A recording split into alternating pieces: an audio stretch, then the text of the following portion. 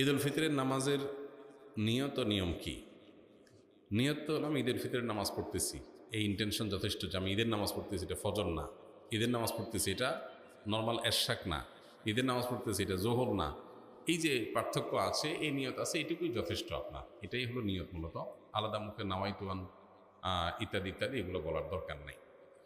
আর ঈদের নামাজের যে নিয়ম, সেটা হলো ঈদের নামাজ 2 রাকাত আদায় করতে হবে এবং 2 রাকাত নামাজের পরে খুতবা দিবেন খতিব সাহেব।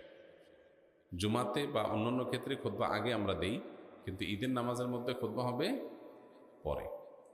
2 রাকাত নামাজের নিয়মটা কি? সাধারণ যে নামাজ পড়ি আমরা সেই নামাজের মতোই, শুধু পার্থক্য হলো এখানে অতিরিক্ত কিছু তাকবীর আছে। এই পার্থক্যটা আছে। অনেকে ঈদের নামাজ পড়তে গিয়ে একটু বছরে 1 বার 2 বার হয় যেহেতু ভুলে যান এবং গ্যাঞ্জাম লাগায় ফেলেন।